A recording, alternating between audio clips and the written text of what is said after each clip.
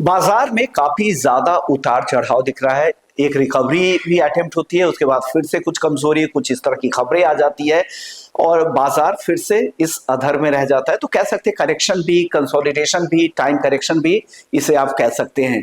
लेकिन क्या कुछ इंटरनल स्टोरी है, कहाँ पे फंड हाउसेस दाव लगा रहे हैं, तमाम मुद्दों पे चर्चा करने के लिए आज हमारे साथ खास मेहमान है अनुपम तिवारी है, ग्रो म्यूचुअल फंड के हेड ऑफ इक्विटी हैं। बहुत बहुत शुक्रिया अनुपम सर, आपने वक्त निकाला इसके लिए, धन्यवाद सर।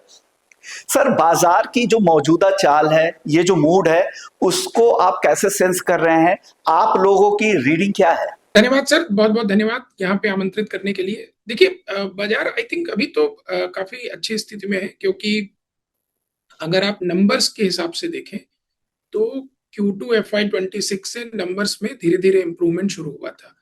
तो हम जिसको बोलते हैं डाउनग्रेड अपग्रेड रेशियो या अपग्रेड डाउनग्रेड रेशियो, अगर आपको याद हो तो 2025 में हमने काफी नंबर्स में कटौती देखी थी, क्योंकि ग्रोथ कम हो गई थी, ईबीएस नंबर काफी कट रहे थे। और पिछले 3 क्वार्टर से नंबर्स अच्छे आ रहे हैं कंपनियों के, और वो कंटिन्यूअस इंप्रूवमेंट हो रहा है। तो Q2 से Q3 में इंप्रूवमेंट हुआ और Q4 में भी इंप्रूवमेंट हुआ।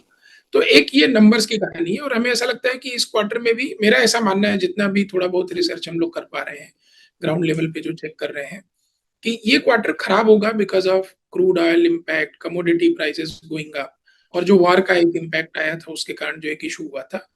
लेकिन नंबर उतने भी खराब नहीं होंगे जितना शायद लोग सोच रहे हैं। तो ये हमारा ओके। ऐसा सेंस है, जो भी हमने थोड़ी बहुत बात की है। तो ओके। जो एक स्टोरी हमारी खराब हुई थी क्रूड प्राइसेस बढ़ने के कारण और वॉर शुरू होने के कारण, उस पर भी अब रिजोल्यूशन हो गया है, तो उसका भी समाधान हो गया है, तो वो भी अब धीरे धीरे इम्प्रूव हो जाना चाहिए। तो हमारे हिसाब से बाजार काफी अच्छा है, काफी अच्छी पोजीशन में है। ओके, अभी आपको लगा कि बाजार अच्छी पोजीशन में है, हालांकि मार्च क्वार्टर में ही लोगों को लग रहा था कि उसका असर दिखेगा, लेकिन वो जो नतीजे थे वहां पर मार्च क्वार्टर के नतीजों में इस तरह की चीजें नहीं दिखी। लेकिन पहली तिमाही के नतीजों में लग रहा है कि कुछ चिंता यहाँ पे महंगाई के, कच्चे तेल की ऊंची कीमतें, रॉ मटेरियल के प्राइसेस का असर कुछ हद तक दिख सकता है, लेकिन उतना नहीं। क्योंकि और आगे अगर फॉरवर्ड लुकिंग चीजें आपको अच्छी यहाँ पर लग रही है। एज ए फंड हाउस आप लोगों का वेटेज किस सेक्टर में ज्यादा अभी है सर? देखिए, जो हम लोग अभी कुछ 4 चीजों पे फोकस करके चल रहे हैं, और लगभग पिछले 1 साल से हमारा उस पे फोकस रहा है। तो सबसे पहला एरिया रहा है प्रीमियम कंजम्पशन। उसको हम कई तरीकों से खेल रहे हैं, जैसे ऑटो वगैरह है। और इसके बाद है मैन्युफैक्चरिंग एक्सपोर्ट्स। तो हमें ऐसा लगता है कि इंडिया में आगे जाने में अगले लगभग 5 से 10 सालों में मैन्युफैक्चरिंग साइड में, एक्सपोर्ट में अच्छी ग्रोथ होगी। तो जो भी कंपनियां उस तरफ से ओरिएंटेड हैं, जो मैन्युफैक्चरिंग करके एक्सपोर्ट कर रही हैं, उस पर हम लोग का फोकस है। तीसरा है हमारा जो इंफ्रास्ट्रक्चर स्पेंडिंग है।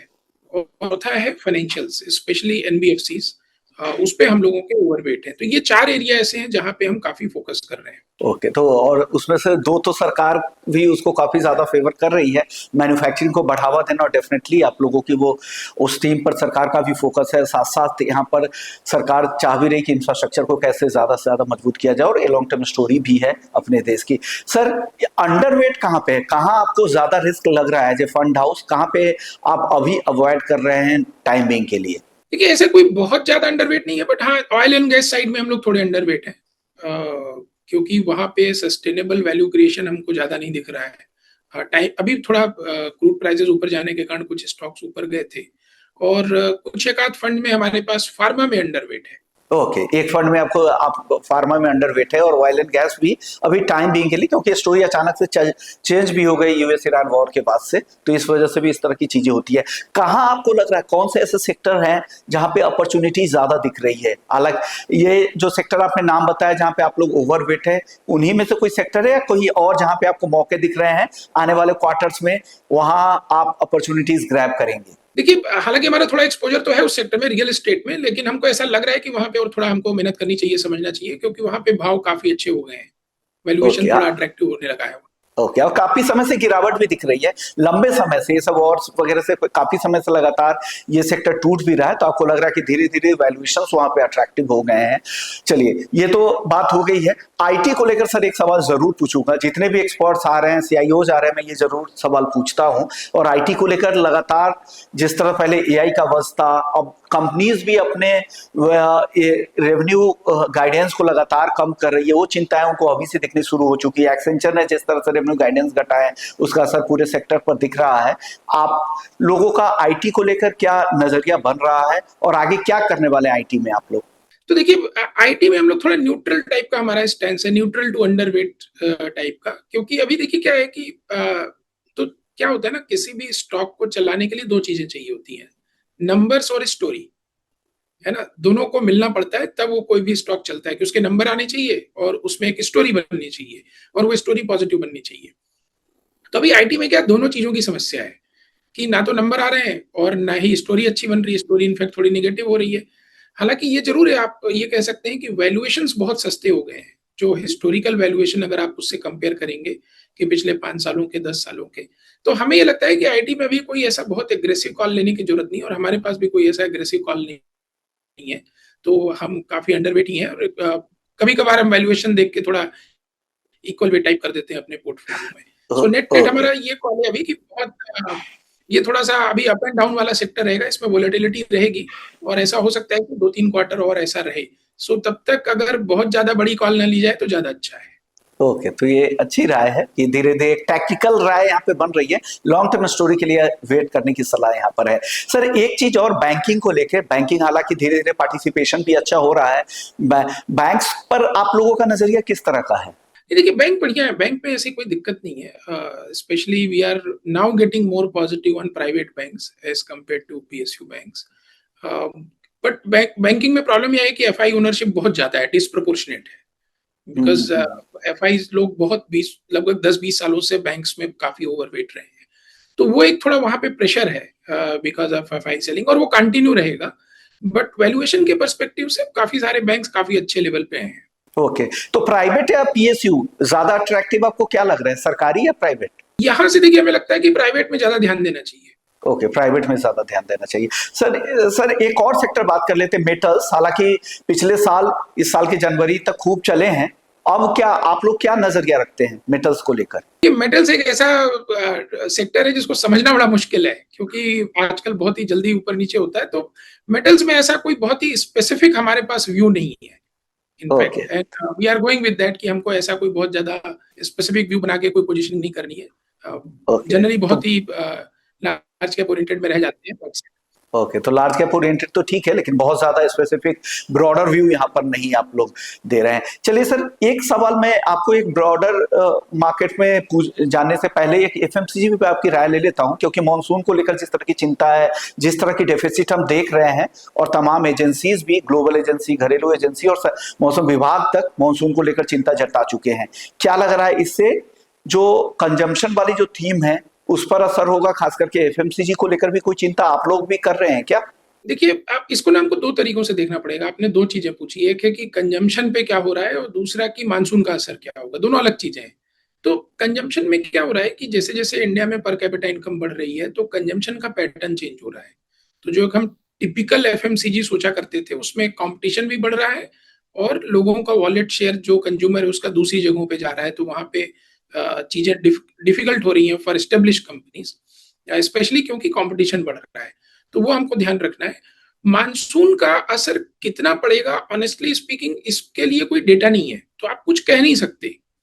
ये आप मतलब कई लोग एनेक्डोटली बोल सकते हैं कि ऐसा हुआ था या नहीं हुआ था, क्योंकि कितने मानसून के असर होने पे, और अभी तो देखिए सब एस्टीमेट है, हमको ये नहीं पता है कि एक्चुअली मानसून कितना खराब होगा। थोड़ा खराब होगा, ज्यादा खराब होगा या मीडियम लेवल पे खराब होगा, क्योंकि वो कितना खराब होगा उस पर भी काफी कुछ चीजें डिपेंड करेंगी, और उसका कितना असर होता है इकोनॉमी में, इसका डेटा और इस पे कुछ ध्यान बनाना बड़ा मुश्किल काम है, क्योंकि अभी तक ऐसा कोई एविडेंस नहीं रहा है कि आप उसको एकदम फार्मूलाइज कर पाओ। तो ब्रॉडली स्पीकिंग हम लोग जो कंपनियां अच्छा कर रही हैं वहां पे ध्यान दे रहे हैं, और ब्रॉडर सेक्टर ऐसा हम लोग कुछ बहुत ज्यादा उस पे एक्सपोजर नहीं ले रहे हैं।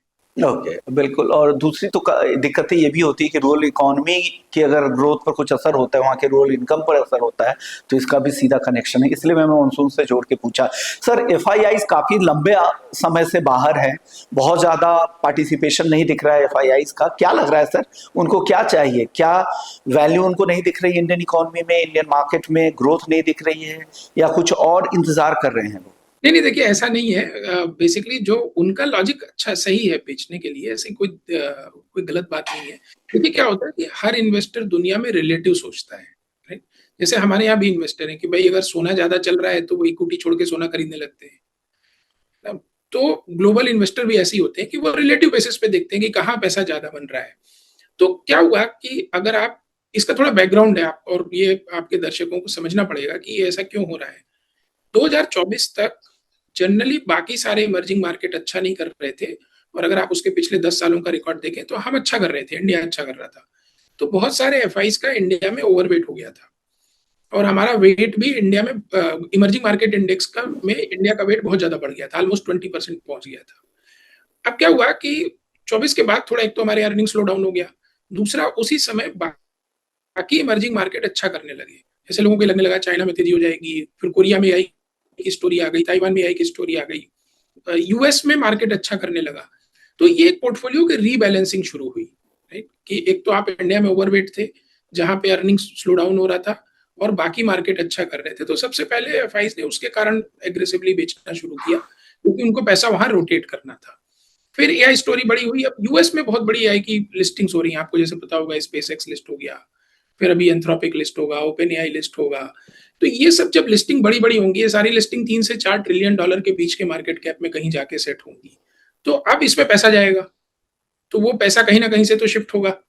तो या तो वो डेवलप्ड मार्केट से शिफ्ट हो, इतना बड़ा क्वांटम है इन सब लिस्टिंग का कि ये पैसा सारी जगह से शिफ्ट होगा।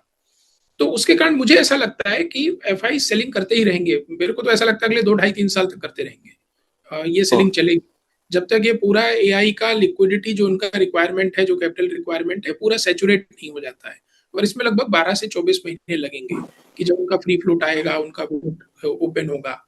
और हमें इस बात की चिंता नहीं करनी है कि एफआई बेच रहे हैं कि खरीद रहे हैं, क्योंकि हर ट्रेड में कोई ना कोई सेलर होता है, कोई ना कोई बायर होता है ना? ऐसा बिना सिर्फ बायर होने से ट्रेड नहीं होता है या सिर्फ सेलर होने से ट्रेड नहीं होता है। तो अगर किसी को खरीदना है तो किसी को बेचना भी पड़ेगा। क्वेश्चन केवल ये होता है कि आप कितने डेस्परेट होके बेच रहे हैं या कितना डेस्परेट होके बाई कर रहे हैं।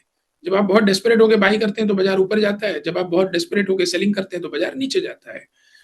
तो डेस्परेशन, मुझे लगता है वार के बाद अभी जो सिचुएशन बनी है तो ये डेस्परेशन खत्म हो जाएगा। तो अभी धीरे धीरे सेलिंग चलेगी जैसा वार के पहले चलती आ रही थी। तो ये हम एब्जॉर्ब कर लेंगे ओवर पीरियड ऑफ टाइम। तो इससे कोई ज्यादा परेशान होने की आवश्यकता नहीं है। ओके, तो आपको ये नहीं लग रहा है कि सर अगर डीआईआई जिस तरह से एसआईपी की वजह से यहाँ पे होल्ड किए हुए बाजार को, अगर बहुत दिनों तक ये चला इसी रेंज में, टाइम करेक्शन जैसा दिखा, रिटर्न नहीं बने रिटेल इन्वेस्टर्स के, तो एसआईपी लगातार रुकने का सिलसिला ना शुरू हो जाए, इस तरह की चिंता तो नहीं है? नहीं, देखिए इंडिया का एलोकेशन अभी भी इक्विटी में बहुत कम है। तो मैं आपको कुछ बेसिक डेटा पॉइंट देता हूँ। इंडियन जो कंपनियां होती हैं मोटा मोटा 4-4.5 लाख करोड़ का डिविडेंड बांटती हैं साल का, राइट? इसी नंबर के बीच में कुछ आता है, बीच में एक आध सालों में 5 लाख करोड़ तक भी गया है, बट आप मोटा मोटा 4-4.5 लाख करोड़ पकड़ लीजिए। अब उसमें से 15% आप पकड़ लीजिए कि वो फॉरेनर्स का है, 15% ब्रॉडली वो लोग ओन करते हैं, मोटा मोटा ये सब नंबर है। तो आप समझिए 70-75 हजार करोड़ वहां चला गया, राइट? अब उसके अलावा तो पूरा डिविडेंड इंडिया में आ रहा है, तो लगभग 3.5-4 लाख करोड़ का डिविडेंड ही बंटता है इंडिया में हर साल, राइट? और वो पैसा तो आप वापस इक्विटी में डाल ही सकते हो। तो इसमें प्रमोटर्स भी हैं, जनरल पब्लिक भी है, इंस्टीट्यूशनल ओनर भी है, राइट? तो उनको तो डिप्लॉय करना है वापस, वो खर्चे के लिए तो नहीं जा रहा। ज्यादातर वो पैसा ऐसा है कि वापस बाजार में आ जाता है। तो अगर आप इस नंबर के कंपैरिजन में जो हमारा एनुअल 3-3.5-4 लाख करोड़ का पैसा म्यूचुअल फंड्स में आ रहा है, वो कोई बहुत बड़ा नंबर नहीं है, राइट? दूसरा, इंडिया में अगर आप इनकम टैक्स का डेटा देखिए, आई थिंक पिछले साल उन लोगों ने पब्लिश किया था कि जो टोटल सैलरी बचती है, मतलब इनको income under the head salary, जो टोटल अगर आप उसका टोटल करें इनकम टैक्स रिटर्न का, तो वो लगभग 30-32 लाख करोड़ है साल की। और उसके सामने अगर आप 25-30 हजार 35 हजार करोड़ का आप महीने का इन्वेस्टमेंट कर रहे हैं इक्विटी में, तो कोई बहुत बड़ा नंबर है। 30-32 लाख करोड़ का सैलरी बहुत बड़ा एक नंबर है, राइट? जो इंडिया में हो रहा है। तो अगर आप देखें तो टोटल इनकम के प्रोपोर्शन में जो हमारे यहाँ भी इक्विटी एलोकेशन आ रहा है वो बहुत कम है। महीने का एक आध तो आप साल का पूरा 10-12% लगा लीजिए। अब ठीक है, वो 32 लाख करोड़ में थोड़ा बहुत टैक्स भी कट जाता है तो वो सरकार के पास चला जाता है। बट देखिए इंडियन मार्केट डीप हो रहा है तो ऐसा कुछ नहीं, और थोड़ा बहुत स्लो डाउन भी होगा तो इट्स ओके। बाजार कभी गिर जाए तो अच्छा होता है, हम लोग को अच्छे भाव पे शेयर मिल जाते हैं। ओके, आपको लग रहा है कि बाजार के लिए रिस्क है यहाँ से और भी डाउन साइड के? देखिए, बाजार को शॉर्ट टर्म में प्रेडिक्ट करना बड़ा मुश्किल काम है कि क्या हाँ, होगा। लेकिन एक जो तो इंडिया में जो भी एक बड़ी फेवरेबल चीज, एक तो देखिए नंबर अच्छे आ रहे हैं, है ना। जब कंपनियों के नंबर अच्छे आते हैं तो जनरली स्टॉक गिरते नहीं है, और कंपनियां जब अच्छी ठीक ठाक कमेंट्री करती हैं, अगर आप Q4 के कॉन्फ्रेंस कॉल सुने जो कंपनीज ने कमेंट्री की है, तो ऐसा कहीं कोई घबराहट वाली कमेंट्री किसी ने नहीं की है। दूसरा ये है कि इंडिया की इस समय बैलेंस शीट बड़ी अच्छी है। तो आप बैंकों की बैलेंस शीट देखिए, बैंक्स के एनपीए सिचुएशन बहुत बढ़िया, बहुत बढ़िया, सब किसी के एनपीए वगैरह ज्यादा नहीं, इनफैक्ट बहुत ही अनबिलीवेबल से एनपीए लेवल हो गए हैं कंपनीज के, बैंकों के इतने अच्छी सिचुएशन में है। कारपोरेट्स की बैलेंस शीट बड़ी अच्छी है। पिछले 4-5 सालों में ज्यादातर कारपोरेट्स ने अपने आप को डिलीवरेज कर लिया है, तो कारपोरेट्स की बैलेंस शीट में कोई प्रॉब्लम नहीं है। कहीं कोई इक्का दुक्का प्रॉब्लम है, बट ब्रॉड लेवल पर कोई प्रॉब्लम नहीं है। इसके बाद जो माइक्रो फाइनेंस में थोड़ा इशू हुआ था, वो भी अब रिकवरी अच्छी चालू हो गई, तो एनबीएफसीज में माहौल ठीक है। इंडिविजुअल जो रिटेल जनता है, हाउस होल्ड, उनकी भी बैलेंस शीट मोटी मोटी ठीक है, अच्छी है। इंप्रूवमेंट हम लोगों को सब जगह दिख रहा है। ऐसा कहीं तो जनरली अगर बैलेंस शीट खराब होती है तो आपको कहीं ना कहीं बैंकिंग में, एनबीएफसीज में, एनपीए में दिखने लगता है कि उनका एनपीए बढ़ेगा। तो ऐसा कहीं अनरीजनेबल तरीके से या कोई एनपीए में बहुत ज्यादा ग्रोथ नहीं हो रही है। तो जब आपकी बैलेंस शीट अच्छी होती है तो थोड़ा बहुत पीएनएल का प्रॉब्लम इकोनॉमी झेल जाती है। तो ऐसा नहीं है मैं कह रहा हूँ कि बहुत अच्छी सिचुएशन है, अर्निंग ग्रोथ थोड़ा स्लो है जो होनी चाहिए, बट धीरे धीरे पिकअप करेगी। तो बैलेंस शीट अच्छी होने के कारण मुझे ऐसा नहीं लगता, और वॉर अब खत्म हो गया है, क्रूड प्राइसेस भी डिक्लाइन हो रहे हैं सिग्निफिकेंटली, तो ऐसी स्थिति में बहुत बड़ा कोई ड्रॉ डाउन हो जाए बाजार में, अभी तो मुझे ऐसा नहीं लगता। कोई अगर और समस्या आ जाए तो अलग बात है। चलिए, वो तो खैर रिस्क हमेशा बना रहेगा कि किसी भी तरह की समस्या, वही तो हमें पता नहीं होता। सर, आखिरी सवाल आपसे ये होगा, आपको बाजार में अभी सबसे बड़ी अपॉर्चुनिटीज क्या लगती है? इन द सेंस सेक्टर की तरफ नहीं, सेक्टर ओवरऑल मार्केट में मैक्रो पिक्चर को देखकर आपको क्यों यहाँ पर बाजार अपॉर्चुनिस्टिक दिख रहा है? नहीं, देखिए, बाजार इसलिए अपॉर्चुनिस्टिक दिख रहा है क्योंकि बहुत सारी कंपनियों में अर्निंग ग्रोथ ठीक ठाक आ रहा है और अच्छा आ रहा है, और कंपनियां बड़ी एक्साइटेड है, ग्रोथ की सब बात कर रही है, इन्वेस्टमेंट करनी है। लार्ज कैप में थोड़ा पेन है क्योंकि लार्ज कैप में उतना ज्यादा इंक्रीमेंटल ग्रोथ नहीं बढ़ रहा है, बट अगर आप mid and small cap space में देखिए तो काफी अच्छी अपॉर्चुनिटीज हैं। कंपनियां बहुत एक्साइटेड है, काम कर रही हैं, अच्छा कैपेक्स कर रही हैं। तो I think mid and small cap में थोड़ा फोकस करना चाहिए, और ऑफकोर्स भाव का ध्यान रखना चाहिए, क्योंकि कितनी भी अच्छी कंपनी हो, आप सही वैल्यूएशन पे एंट्री एग्जिट नहीं करेंगे तो फिर पैसा नहीं बनता है।